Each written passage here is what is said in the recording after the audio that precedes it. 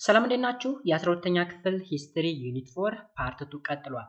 ፓርት 2 እንግዲህ ኮርስ ኦፍ ዘ ዋር ከዚህ ጀምሮ የምናይ ነው የሚሆነው። ከዚህ ቀደም እንግዲህ ስለ ወርልድ ዋር ፈርስት ወይም ደግሞ ስለ መጀመሪያ ዓለም ጦርነት እንዴት እንደተጀመረ እያወራን ነበረ። የጦርነቱ ሂደት ምን ይመስላል? እንቀጥላለን። Soon after the declaration of war by Austro-Hungary on Serbia, Russia decided to support Serbia, even at the risk of war with Austro-Hungary and Germany. አውስትሮ ሃንጋሪ በሰርቢያ ላይ ጦርነት ካወጀች በኋላ ብዙም ሳይቆይ ራሽያ ከአውስትሮ ሃንጋሪ እና ከጀርመን ጋራ የጦርነት አደጋ ቢኖረውም እንኳን ከሰርቢያ ጎን ለመቆም ወሰነች ማለት ነው። ዲሳይድ አደረገች ማለት ነው። This action caused Japan to declare war against the Allied power.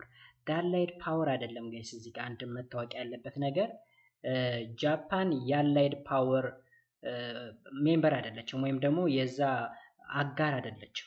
አላይድ ማለት እንግዲህ ሴንትራል ፓወር የኢንታንቴ ግሩፕ ነው ወይም ኢንታንቴ ብለን የምንጠራው ነው አላይድ የምንለው። ስለዚህ አጌንስት አላይድ ሳይሆን አሊያንስ ተብሎ ይስተካከል ወይም ሴንትራል ፓወር ቢኮዝ ከነ ጀርመን በተቃራኒ ነው የቆመችው። ከነ ራሽያ ጎን ከነ ብሪቴን ከነ ፈረንሳይ ጎን ነው የቆመችው ማለት ነው። ወይም ለራሽያ ግዛ ማለት ይቻላል። Therefore, World War I broke out between the two armed camps. The Triple Alliance ወይም ሴንትራል ፓወር እነ ጀርመን ናቸው and the Triple Entente እነ ብሪቴን እነ ፈረንሳይ እነ ራሽያ ናቸው ማለት ነው። እንዲሁም ጃፓንም ይጨምራል። The main threats of the World War was Europe. እንግዲህ ዋናዋ ተጠቂዋ ዩሮፕ ነች። The threats of the war were also fought far from Europe, including Africa and Pacific Ocean. ስለዚህ አውሮፓ ላይ ብቻ ነው የጦርነቱ የተካሄደ ማለታችን አይደለም። ከአውሮፓ ውጭም የጦርነቱ ሁኔታዎች ነበሩ። ለምሳሌ አፍሪካ ላይ ነበረ፣ ፓሲፊክ ኦሽን አካባቢ ጦርነቶች ነበሩ ማለት ነው የዓለም ጦርነት። ለዛ ነው የዓለም ያስባለው እንጂ አውሮፓ ላይ ብቻማ ቢሆን የአውሮፓ ጦርነት እንለው ነበረ። In Europe, the war was fought on the two major fronts. The Western Front, German against Allied power, and the Eastern Front, German against Russia. ስለዚህ ጀርመን ከሁለቱ ሳይድ ነው፣ በምስራቅም በምዕራብም ነው የገጠመች ማለት ነው። በምዕራቡ ከአላይድ ፓወሮች ጋር ከማን ጋራ? ከፈረንሳይና ከእንግሊዝ ጋር ማለት ነው። በምስራቅ ወይም ደግሞ ኢስተርን ግሩፕ ላይ ስንመጣ ደግሞ ጀርመን ከራሽያ ጋር ማለት ነው። ስለዚህ of the two front, the most important was the Western Front, where the German put into practice of the Schlieffen plan. እዚህ ጋር እንግዲህ ተሁለቱ ከዌስተርንና ከኢስተርን ወይም ከምስራቅና ከምዕራቡ ግንባር በጣም ወሳኝ የሚባለው የምዕራቡ ግንባር ነበር። እዚህ ጋር እንግዲህ የሸልፈን ፕላን ወይም እቅድ ተግባራዊ የሆነበት ነው። This war plan was designed by von Schlieffen, who had been a chief of staff of the German army. እንግዲህ የጀርመን ጦር ዋና አዛዥ ነው ሸልፈን ብለን የምንጠራው። እሱ የነደፈው እቅድ ነበር። እቅዱ ምንድነው?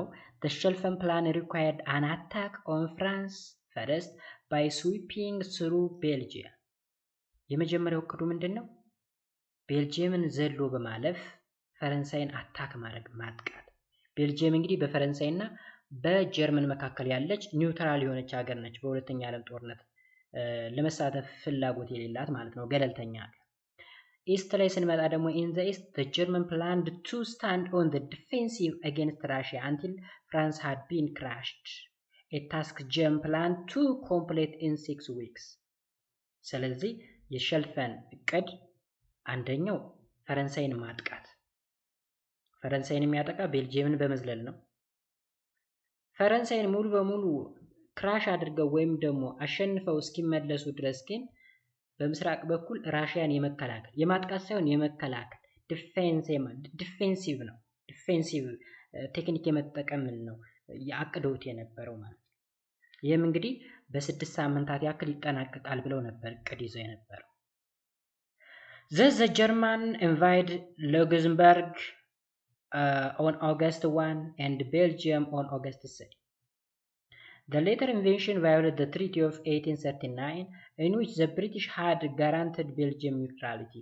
እንግዲህ እዚህ ጋር ጀርመን ቤልጂየምን ዘላ ነበር ፈረንሳይን ትወጋለች ወይም ደግሞ አታክ ታደርጋለች ተብሎ የተጠበቀው። ነገር ግን ጀርመን ማንን ወረረች?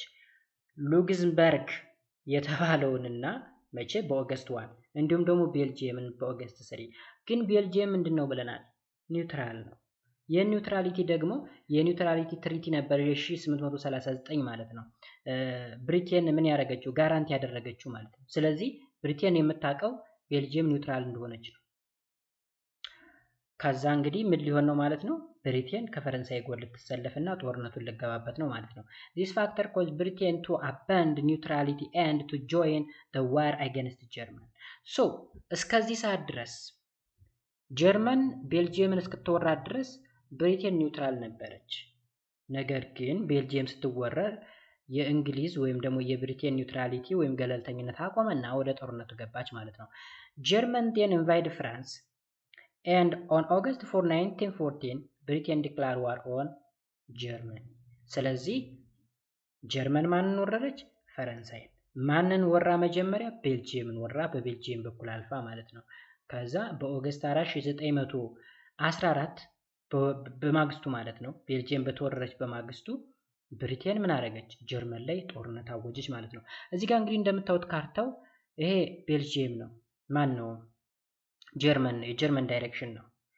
በመሃል ማን አለ ብለናል እዚህ ጋር ቤልጂየም አለ እንደምታዩት ይሄ ቤልጂየም ነው ይሄ ክፍል ቤልጂየም ነው ስለዚህ ቤልጂየምን ወራው ፊት ዘለው ለመሄድ ነበር ያሰቡት ግን ወረሩና ፈረንሳይን ወረሩ ማለት ነው ከዛ ብሪታንያ ደግሞ በዚህ በኩል ጀርመንን ወረረች ማለት ነው እንደዚህ እንደምታዩት ኦኬ ከዛስ በዚህ በኩል ደግሞ ማናለች ባይዘው የራሺያ ያለች በስተምስራቅ በኩል ጀርመኖች ራሺያን የመከላከል እንጂ የማጥቃት እቅድ የላቸውም በሸልፈን እቅድ ማለት As both camps were in full scale war they sought new allies ሁለቱም እንግዲህ ሙሉ በሙሉ ጦርነት ውስጥ ስለሆኑ ወይም ሁለቱም ግሩፖች ማለት ነው ምን ይፈልጋሉ ማለት ነው ሌላ አዲስ ጓደኛ ይፈልጋሉ ማለት ነው ወይም አጋር ይፈልጋሉ ማለት ነው so Turk and Bulgaria joined the Central Power ቱርክና ቡልጋሪያ ማን ተቀላቀሉ እነ ጀርመንን ተቀላቀሉ ወይም ሴንትራል ፓወር ወይም አሊያንስ ብለን የምንጠራው ማለት ነው the first was because of its hostility to Russia whereas the latter was the enemy of Serbia እንግዲህ ሁለቱም የገቡበት ምክንያት ተመልከቱ ቱርክ ማን ጥላቷ ስለሆነች ነው ራሺያ ጥላቷ ስለሆነች ራሺያን ለማጥቃት ስትል ከሴንትራል ፓወር ተቀላቀለች ቡልጋሪያ ላይ ስንመጣ ደግሞ ቡልጋሪያ ደግሞ ሰርቢያ ጥላቴ ናት ብላ ስለምታመን ነው ስለዚህ ሁሉም የራሳቸውን ጥላት እግረ መንገዳቸውን ለማጥቃት ነው እየገቡ ያሉት ቱርክ ማንም ብላ ራሺያን ለማጥቃት ስትል ቡልጋሪያ ሰርቢያን ለማጥቃት ስትል ከሴንትራል ፓወር ጋር ተቀላቀሉ in 1915 Italy joined the Triple Entente because the land that Italy wanted was still occupied by Austria ከዛ በ15 ደግሞ ማን ተቀላቀለች ጣሊያን ከማን ጋራ ከነ ብሪቴን እና ከነ ፈረንሳይ ከነ ራሺያ ጎን ለምን ከተባለ ጣሊያን የምትፈልገው ቦታ በማን እንደተያዘባት ነው በአውስትሪያ እንደተያዘባት ነው ስለዚህ ግረ መንገዷን ማስመለስ ትፈልጋለች ማለት ነው ሮማኒያ joined the Allies in 1916 but was quickly defeated ሮማኒያውንም ደግሞ ማን ተቀላቀለ አላይሱን ተቀላቀለችው ነገር ግን ወዲያውኑ ተሸነፈች ማለት In the Far East, Japan honored its alliance with Britain and entered the war. እንግዲህ ጃፓን ከማን ጋር ነች ከብሪታንያ ጋር because ከብሪታንያ ጋር ግንኙነት ነበራቸው ከዚህ ቀደም ተታስተውሱ ከሆነ ማለት ነው ምስራቅ ኤዥያ አካባቢ ያለውን ኮሎኒያል ግዛቷን ለመቆጣጠር ወይም ማኔጅ ለማድረግ ይመቻት ዘንድ ከጃፓን ጋር የሆነ ስምምነት ተስማምታ ስለነበረ ፒስ ናቸው ሁለቱ ሶ ቅድም ላይ against allied power አይደለም ያልነው ለዚህ The Japanese quickly overran the German colony in China and Pacific ከዛ ጃፓኖች ማንም ማባረር ጀመሩ የጀርመንን ኮሎኒ ከቻይና እና ከፓሲፊክ አካባቢ ማስወጣት ጀመሩ ማለት ነው because ጃፓኖች ከማን ጎን ናቸው ከፈረንሳይ ከጣሊያን እንዲሁም ከራሺያ ጎን ስለሆኑ ማለት ነው ወይም against ጀርመን ስለሆኑ ማለት ነው alright Okay, እንቀጥል Much of the First World War's combat involved trench warfare, where hundreds of men died for each meters of land gained. እንግዲህ የአንደኛ የዓለም ጦርነት አብዛኛው ጦርነት የትሬንች ነው። ትሬንች ማለት የሆነ ምንድነው የሚባለው ጉድጓድ ተቆፍሮ ምናምን እዛ ጋር ደፍጠው ምናምን የሚያደርጉት ውጊያ ምናምን ነበር እና ስለዚህ በእያንዳንዱ ሜትር ላይ ወይም ደግሞ በእያንዳንዱ ሜትር መሬት ላይ በመቶ ሺህ የሚቆጠሩ ሰዎች ሞተው ይታዩ ነበር ማለት ነው።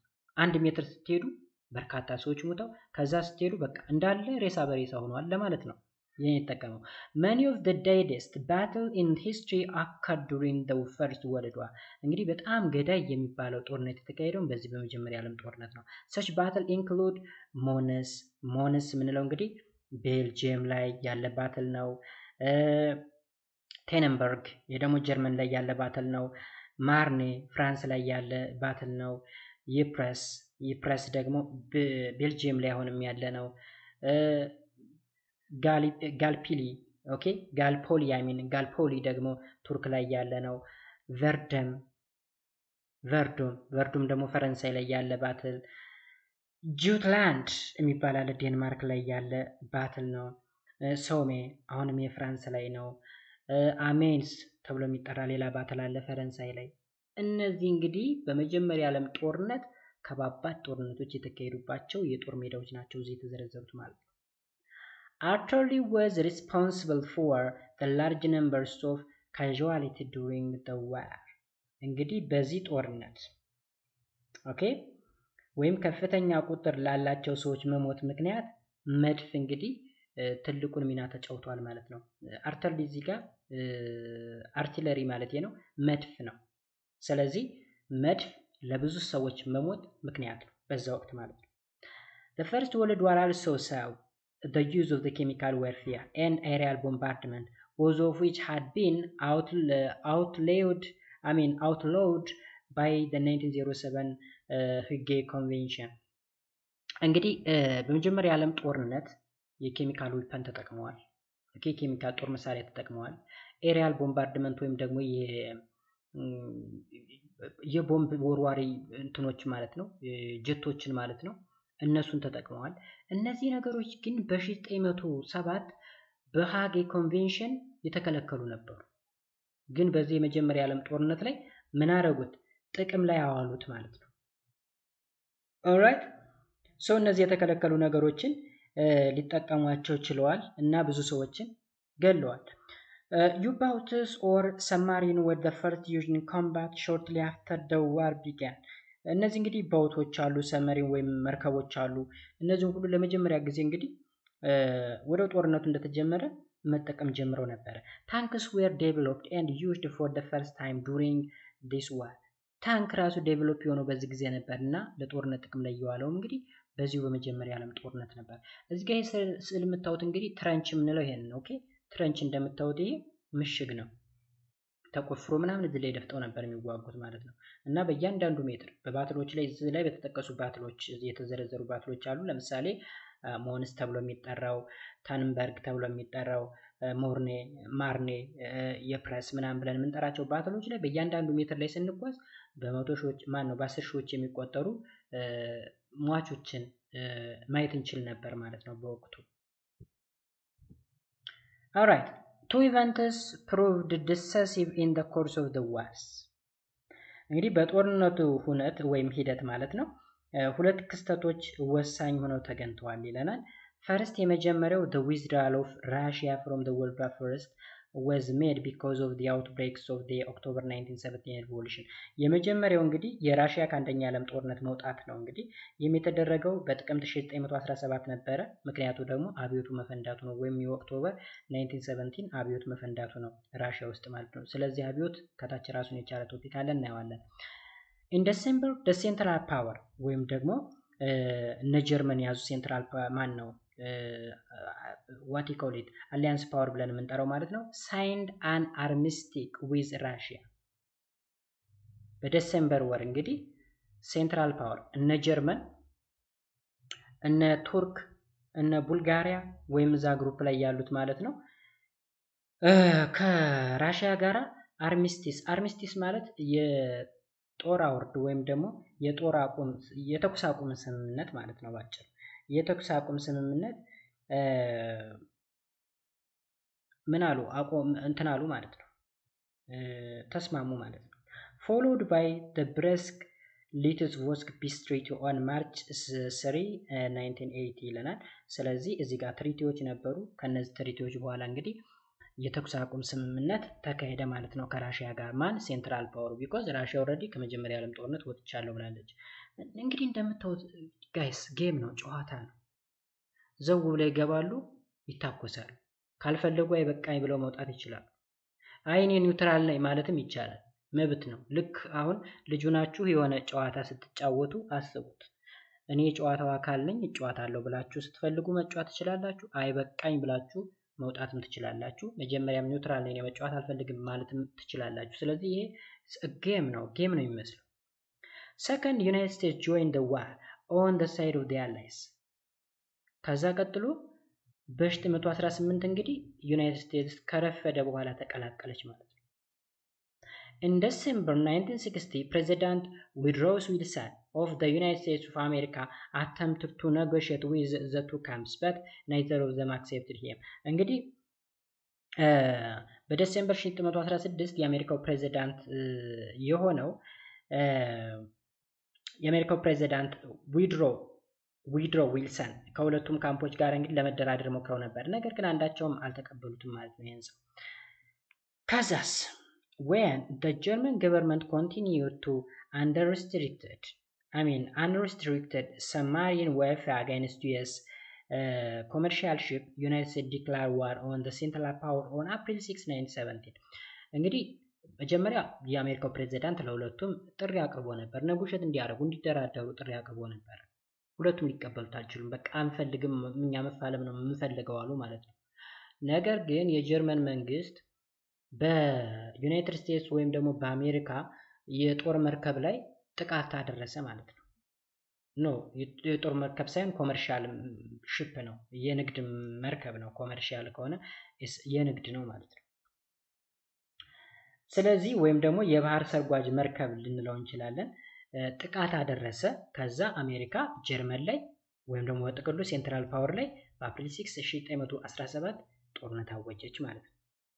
The Allied power then launched an offensive on the Central Powers, which resulted in the disintegration of the Central Power. ከዛ አላይድ ፓወሮች ኦፌንሲቭ የሆነ ምን አደረጉ? ጦርነት አደረጉ ማለት ነው ማለት ሴንትራል ፓወር ላይ። ከዛ ሴንትራል ፓወር ዲስኢንተግሬት ሆነ ወይም ደግሞ ፈራረሰ ማለት ነው።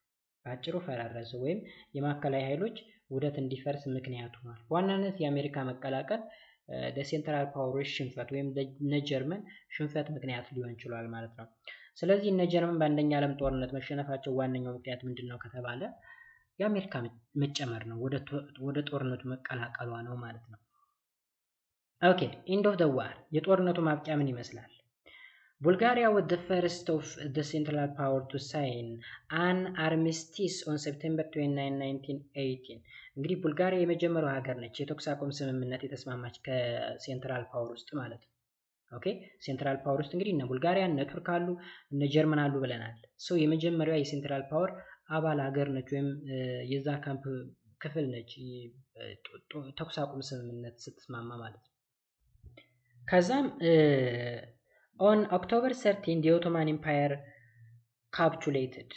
በጥቅምት 30 1918 ደግሞ ኦቶማን ኤምፓየር እጅ ሰጠች ማለት ነው ወይም ካፕቹሌት አደረገች ማለት ነው። on November 3 Austro-Hungary sent a demanded an armistice and the turn of peace. አሁንም በኖቬምበር 3 በዚሁ ዓመት ማለት ነው በ1918 አውስትሮ ሃንጋሪ የተኩስ አቁም ስምምነት እንደምትፈልግና ሰላምን እንደምትሻ ፈለገች ወይም ደግሞ መልእክት ላከች ማለት ነው። The armistice with Austria was granted on November 4. መቼ ነው የጸደቀላት? በኖቬምበር 4 ነው የእሷ የተኩስ አቁም ስምምነት እንትን ያለው ማለት ነው። የማን? የአውስትሪያ። እንግዲህ አውስትሪያና ሃንጋሪ አውስትሮ ሃንጋሪ አንድ ላይ ነበር። አውስትሪያና ሃንጋሪ Austria and Hungary had signed a separate armistice following the overthrow of the Habsburg monarchy. ሀብስበርግ የሚባል ሞናርኪ አለ። ሁለቱን ሀገሮች አንድ አድርጎ ይገዛ ነበር አውስትሪያ እና ሃንጋሪን ማለት ነው። ነገር ግን ሀብስበርግ ሞናርኪ ወደቀ ማለት ወይም ኦቨርስሮ ሆነ ማለት ነው።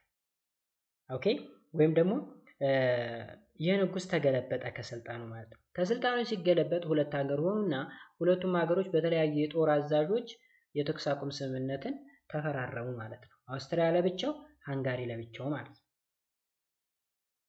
ከዛስ the outbreak of German revolution forced Emperor Wilhelm II to abdicate።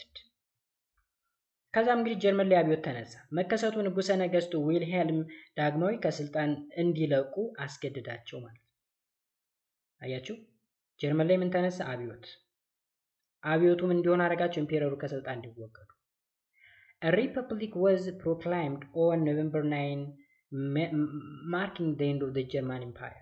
ከዛም ጀርመን ላይ ሪፐብሊክ ታወጀ ማለት ነው። ኦኬ የጀርመን ኢምፓየር ማብቂያ ላይ እንግዲህ ሪፐብሊክ ታወጀ። ከዛስ the Kaiser fell the next day to the Netherlands which granted him a political asylum። እዚህ ጋር ካይሰር ስንል በሌሎች በግሪክ ምናምን ወይም በሮማን ቄሳር ብለን የምንጠራው ማለት ነው፣ ወይም ንጉሠ ነገሥት ማለት ነው ባጭሩ ካይሰር። ስለዚህ ካይሰሩ ወይም ደግሞ የጀርመን ኤምፓየር መሪው ወደ የት ሄደ? ወደ ኔዘርላንድ ሄደ ማለት ነው። ወደ ኔዘርላንድ ከሄደ በኋላ የፖለቲካ ጥገኝነትን ጠየቁ ማለት ነው። አሳይለም ማለት የፖለቲካ ጥገኝነት ማለት ነው። on November 11 Germany signed an armistice with the Allies። ከዛም በኖቬምበር 11 ጀርመንም የተኩስ አቁም ስምምነት ወይም የጦር አውርድ ስምምነት ተስማማች ማለት ነው። on the 11th day of the 11th month at the 11th hour it was official the war was over። መቼ? በ11ኛው ቀን ኖቬምበር 11 ማለት ነው። በ11ኛው ወር ራሱ ኖቬምበር ማለት ነው። እንዲሁም በ11ኛው ሰዓት ኦፊሻሊ ወይም በኦፊሳላዊ ደረጃ ጦርነቱ አበቃ ማለት ነው። አያችሁ። ስለዚህ አንደኛ ዓለም ጦርነት በዚህ ወይ ተጠናቀቀ። በማን አሸናፊነት?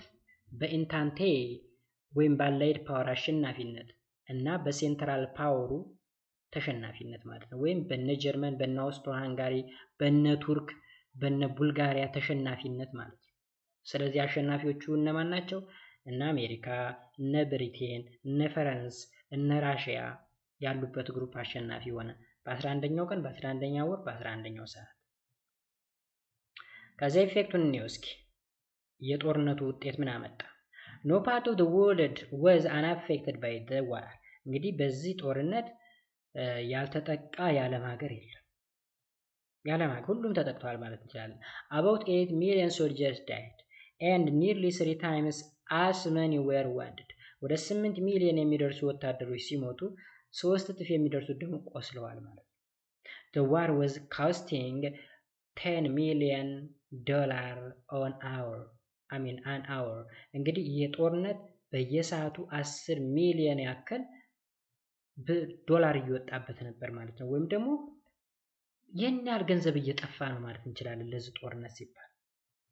by November 1918 the total cost was about $186 billion። አያችሁ መጨረሻ ላይ በ11ኛው ቀን፣ በ11ኛው ወር፣ በ11ኛው ሰዓት ላይ ካልኩሌት ሲደረግ $186 ቢሊዮን ያክል ወጪ ሆኖበታል ማለት ነው።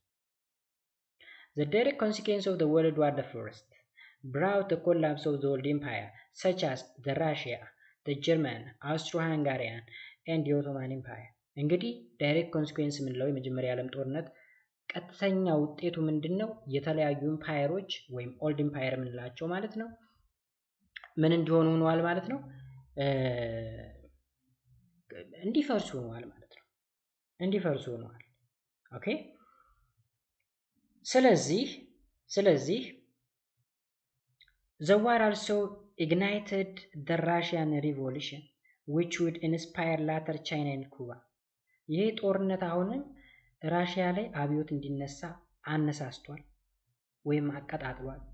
ከዛ የራሽያን ሪቮሉሽን ያዩ ደግሞ ቻይና እና ኩባ ላይ እንዲነሳ አድርጓል ማለት ነው። alright okay ከዛስ and would lie the base for the Cold War standoff between the Soviet Union and United States። ከዛ በተጨማሪ ደግሞ ለቀዝቃዛው ጦርነትም መነሳት ምክንያት ሆኗል። ስፔሻሊ በሶቪየት ዩኒየን ወይም ደግሞ በራሽያ እና በአሜሪካ በዩናይትድ ስቴትስ ማለት ነው። It also brought the end of the Ottoman Empire in the East and laid the base for the modern democratic Islamic State of Turk. ሌላኛው ደግሞ የኦቶማን ኤምፓየር እንዲያበቃ እናም በምትኩ ዘመናዊ የሆነ ዴሞክራቲክ የሆነ እስላማዊ መንግስት በቱርክ ላይ እንዲመሰረት ምክንያት ጥሏል የአንደኛው ዓለም ጦርነት። The defeats of Germany in the war and the failure to resolve the unsettled issues that had caused the Great War would lay the base for the rise of National Socialism and the outbreak of the World War II in 1939. እንግዲህ ሁሉንም ጦርነቶች ሊያቆም የሚችለው ጦር ብለናል አይደል? the first world war ወይም world war the first, the great war, the war to end all the war እያልን የተለያየ ስያሜ ሰጠነው ነበር። ስለዚህ ሁሉንም ጦርነቶች ያቆማል ተብሎ የተደረገው ጦርነት ወይም ችግሮችን ይፈታል ተብሎ የተደረገው ጦርነት ችግሮችን ሳይፈታ ቀረ። ኦኬ ፌል አደረገ ማለት ነው። ይህም አሁንም ለምን ምክንያት ሆነ? ናሽናል የሆነ ሶሻሊዝም ወይም ደግሞ ይሄ ብሔራዊ የሆነ የሶሻሊዝም አይዲዮሎጂ እንዲነሳ እና በኋላም ደግሞ የሁለተኛ ዓለም ጦርነት በ1939 እንዲጀመር ምክንያት ሆነ ማለት ነው። ሌላው the peace settlement ከዛ የሰላም ስምምነቶች አሉ። as soon as the end of the first world war the following peace treaty was signed የሚከተሉት እንግዲህ ሰላም ስምምነቶች ተካሄዱ የመጀመሪያ ዓለም ጦርነት ከተካሄደ በኋላ ማለት ነው። የመጀመሪያው the Versailles treaty ነው። The Versailles treaty signed between the Allies and Germany in June 1990. የቨርሳይል ስምምነት በማን መካከል? በኢንታንቴ ወይም በአላይስ እና በጀርመን መካከል በጁን 1919 የተካሄደ ስምምነት። The Saint Germain Treaty የሚባል አለ ደግሞ አሁንም በአላይስ እና በአውስትሪያ in September 1919. The Trianon Treaty አሁንም between the Alliance and Hungary in June 1920. The Nivelle የኔቬል ትሪቲ ደግሞ between the Allies and Bulgaria in November 1990. እንግዲህ የሁላ ስምምነት በአሸናፊዎች እና በተሸናፊ ሀገሮች መካከል የተደረገ ስምምነት። ሌላው the Sevres Treaty የሚባል አለ አሁንም between the Allies and Turk in August 1920. እነዚህ እንግዲህ የተለያዩ ስምምነቶች ናቸው ከጦርነቱ ማግስት በኋላ የተደረጉ ስምምነቶች። The peace negotiations were held in Paris in the period between 1990 and 1920. እንግዲህ እነዚህ ስምምነቶች የተደረጉ ፓሪስ አካባቢ ያሉ የተለያዩ ቦታዎች ላይ ነው ከ1919 እስከ 1920 ድረስ ማለት ነው። And the final treaty were signed at different palaces near Paris. የመጨረሻው ትሪቲዎች የተደረጉት ደግሞ የተለያዩ ቦታዎች ላይ ሆኖ ፓሪስ አካባቢ ካሉ የተለያዩ ፓሌሶች ወይም ቤተ መንግስቶች ላይ ማለት ነው። It's from this palace that the treaties took their name.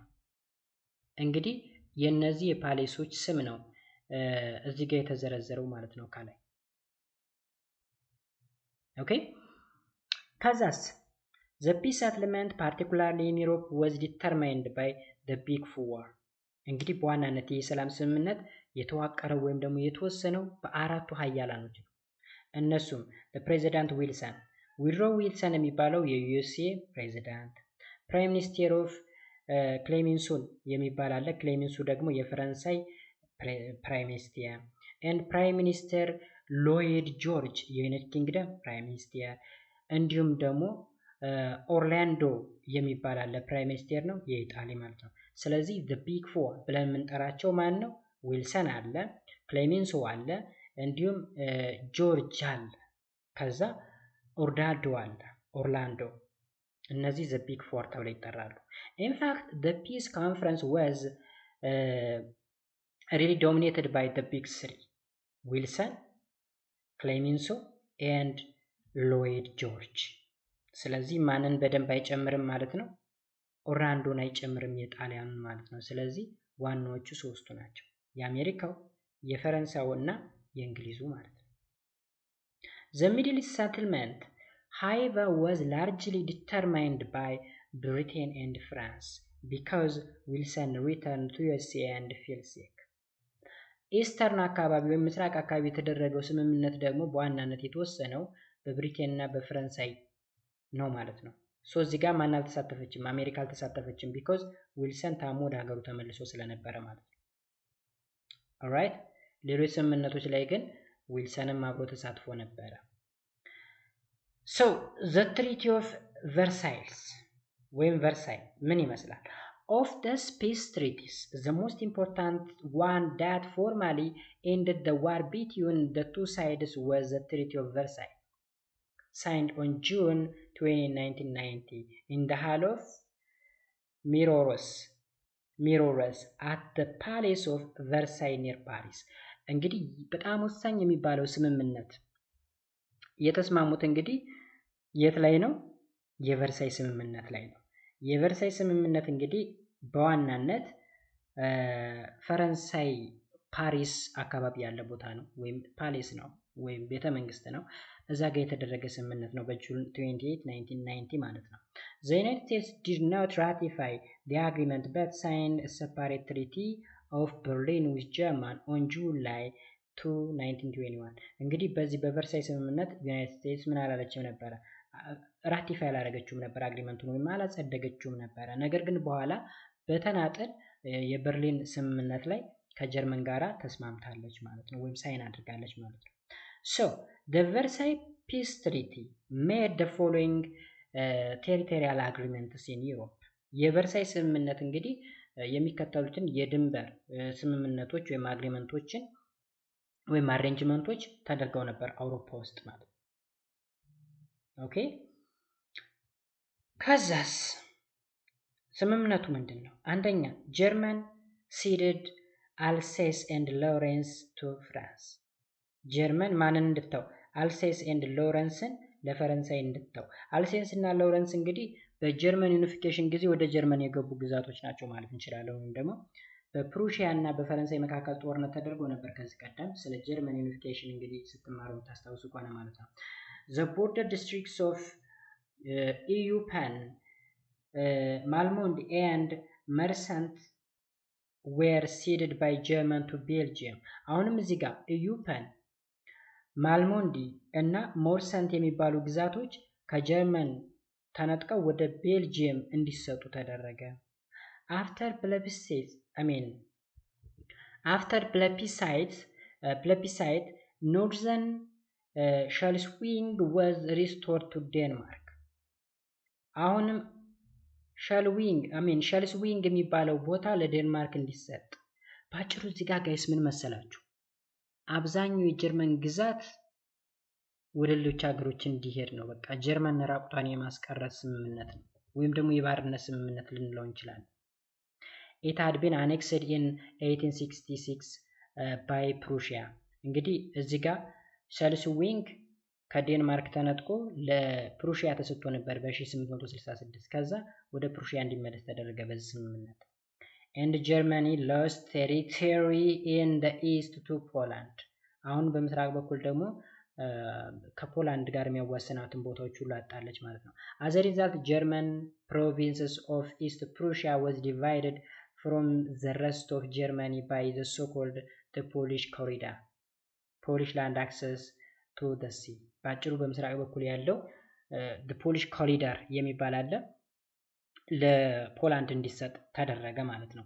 moreover a small districts of Hulicin were seized by German to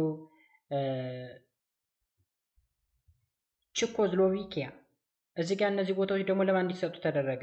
ለቼኮስሎቫኪያ እንዲሰጥ ተደረገ። as it is an inhabitant were slave not German. እዛ አካባቢ ይኖሩ የነበሩ ሰዎች ስሌቦች እንጂ ጀርመኖች ስላልሆኑ ማለት ነው። the entirely German city of the Danzig was made a free city under the League of Nations and detached from German. አሁንም ደግሞ entire German city of ዳንዚንግ ተብሎ የሚጠራው የጀርመን ከተማ ፍሪ ሲቲ እንዲሆን ተደረገ፣ ወይም ከጀርመን እንዲለቅ ወይም እንዲነጠቅና በሌግ ኦፍ ኔሽን ቁጥጥር ውስጥ እንዲሆን ተደረገ ማለት ነው። the port and district of Memel were detached from German. አሁንም ይሄ ፖርትም ተነጠቀ። ምን ቀራት? Similarly, the Saar, coal and iron province in the western Germany was detached from Germany and put under the League of Nations for 15 years.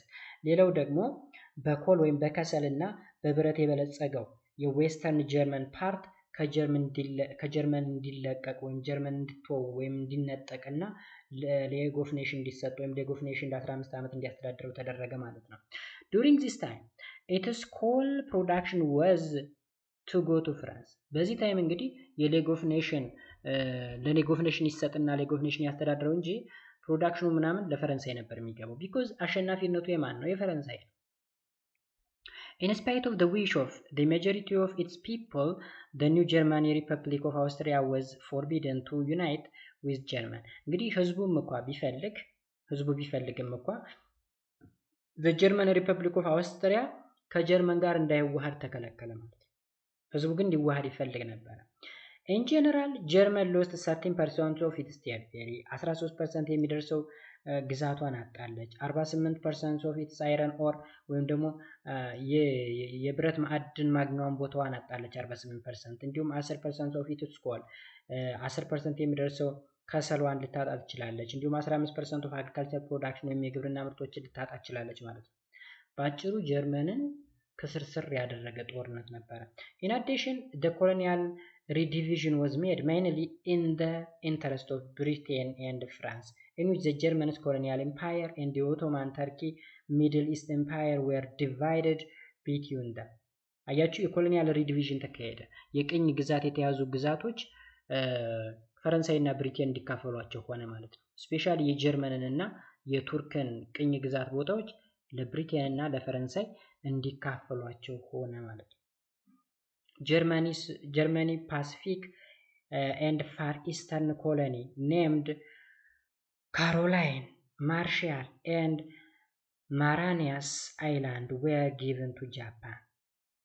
እነዚህ ደግሞ ለጃፓን ቢኮዝ ጃፓንም የማና ፓርት ስለሆነች የኢንታንቲን ወይም ደግሞ የነ ፈረንሳይና የነ ብሪቴን ግሩፕ ስለሆነች የፓሲፊክ እና ፋር ኢስተርን የጀርመን ኮሎኒዎች ለጃፓን እንዲሰጡ ተደረገ ማለት ነው።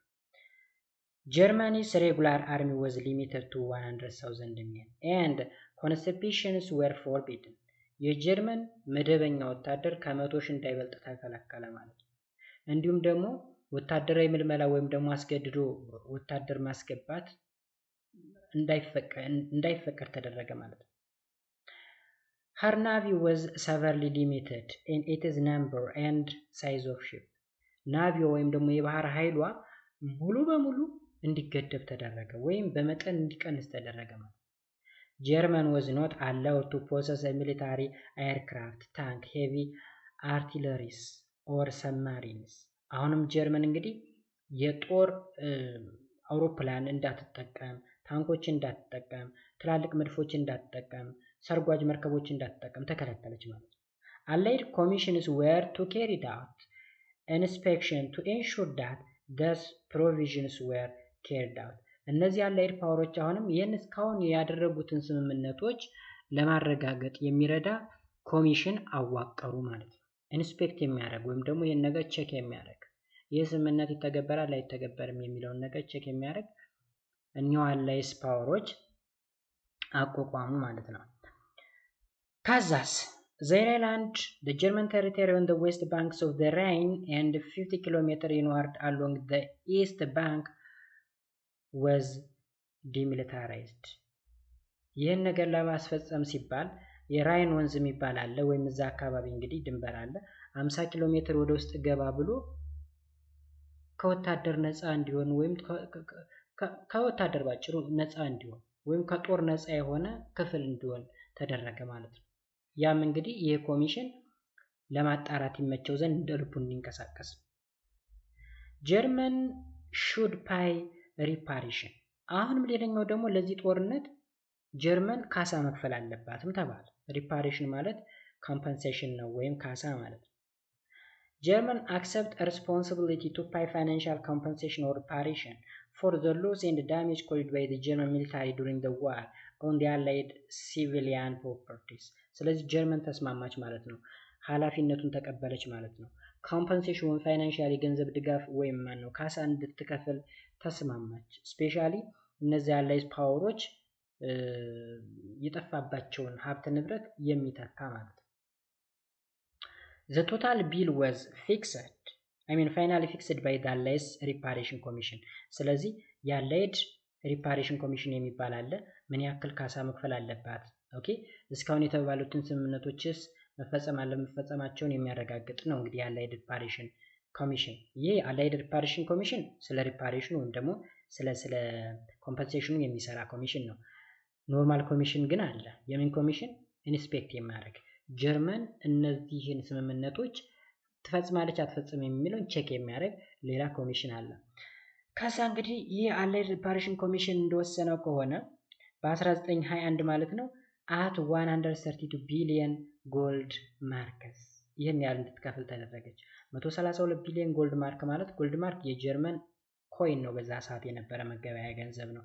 ወይም ደግሞ በዶላር ሲገለጽ 6.6 ቢሊዮን ያክል ዶላር ወይም ደግሞ 6600 ሚሊዮን ዶላር ወይም 6.6 ቢሊዮን ዶላር ያክል ተተመነባት ማለት ነው።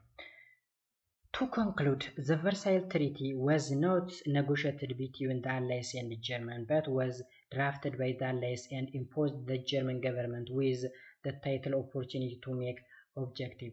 እንግዲህ ለማጠቃለል ያክል የቨርሳይ ስምምነት በጀርመን እና በአላይስ ግሩፕ መካከል የተደረገ ኔጎሽዬሽን ወይም ድርድር ነው ማለት አንችልም። ይልቁንም ጀርመንን ያስገደደና ሳትፈልግ እንድትስማማ የሚያደርግ ነው ወይም ደግሞ ኦብጀክቲቭ የሆነ አስገዳጅ የሆነ ስምምነት እንጂ ጀርመን ይህን ሁሉ ተስማምታበት አልነበረም። the German called the Versailles Treaty the dictate ወይም ደግሞ the dictate peace and the slave treaty ብላ ትጠራዋለች። የስሌቭ ትሪቲ የባሪያ ስምምነት ማለት ነው። ባሪያና እንግዲህ የባሪያ ገዢው ሲስማሙ ባሪያው ምንም መብት የለውም፣ ገዢው ነው ሁሉን ነገር የሚወስንለት። ስለዚህ ጀርመን ከአላይድ ፓወር ጋር ስትስማማ ኔጎሽዬት ስታደርግ ጀርመን የይሁን ያለችው ነገር ምንም የለም፣ ተገዳ ነው የገባችበት። The Treaty of Versailles made the excellent propaganda for Hitler and Nazis to the exploit in their rise to power in Germany. ስለዚህ የቨርሳይ ትሪቲ ወይም ስምምነት ጀርመን በዳግም በሁለተኛ ዓለም ጦርነት ማለት ነው እና ሂትለር ሲነሱ ይህ የስሌቭ ትሪቲ እና ሂትለር እና የናዚ ፓርቲ እንዲነሳሳ ወይም ደግሞ የጀርመን ፓወር እንዲነቃ ፕሮፓጋንዳ መክፈቻ ያደረጉት ማለት ነው። ወይም ደግሞ ለዛ ተጠቀሙበት ማለት ነው። ቢኮዝ ይህ ስምምነት እንግዲህ አናቂ ነው፣ አሳሪ ነው፣ የስሌቭ ትሪቲ ነው። ህዝባቸውን የሚያነቁበት የሚያነሳሱበት እና ሞር ጨካኝ እንዲሆኑ ያደረጋቸው ነው ማለት ነው። ከዛ በሁለተኛ ዓለም ጦርነትም ጀርመን ናት ይህን ጦርነት ለመበቀል የጀመረችው ማለት ነው። የመጨረሻ ሀሳብ the League of Nations ነው። The first section of the Versailles Treaty includes the covenants of the League of Nations. እንግዲህ የቨርሳይ ስምምነት ሌላኛው ደግሞ የሌግ ኦፍ ኔሽን እንዲመሰረት ማድረግ ነው። The League of Nations was formally established in January 1920 at the world's first international organization with responsibility of keeping world peace. እንግዲህ ይሄ የተመሰረተው በጃንዋሪ 1920 ነው። ዋና ዓላማው እንግዲህ ዓለም አቀፍ ሰላምን ይጠብቃል ተብሎ ኃላፊነት የተሰጠው የመጀመሪያው የዓለም አቀፍ ድርጅት ነው ማለት ነው። Its primary goal was to prevent wars through a collective security and disarmament as well as serve as the forum in which the nation could settle their dispute through peaceful means as collocation, arbitrary and judiciary procedure ይለናል። እንግዲህ የዚህ የሊግ ኦፍ ኔሽን ዋና ዓላማ ወይም ተግባር ምንድን ነው? በዓለም አቀፍ ደረጃ ምንም አይነት ችግር ወይም ጦርነት እንዳይጀመር ወይም እንዳይነሳሳ ወይም ደግሞ ዲስአርማመንት ማለት የጦር መሳሪያ ቅነሳ እንዲደረግ ወይም ባጭሩ ዓለም ሴኪዩርድ እንድትሆን ወይም ሰላም እንድትሆን ደህንነቷ እንዲጠበቅ የማድረግ ስራ ነው። ኢቭን ግጭት እንኳ ቢኖር በኮሎኬሽን ወይም በአርቢትራሪ በጁዲሻሪ ፕሮሲጀር በህግ አግባብ ሊሆን ይችላል፣ በሽምግልና ሊሆን ይችላል፣ በሌሎች ምንሶች እንዲፈታ ነበር ታልሞ የተቋቋመው። The US President Woodrow Wilson was leading architects of the foundation of the League of Nations. የአሜሪካው ፕሬዚዳንት ዊልሰን ነበር የሊግ ኦፍ ኔሽንን ሀሳብ ይዞ የመጣ ማለት ነው። But Wilson was unable to get the approval of the US Senate of America membership in the League. ነገር ግን የአሜሪካ ሴኔት የሊግ ኦፍ ኔሽን አባል እንድትሆን አልፈቀደም ነበር ማለት ነው።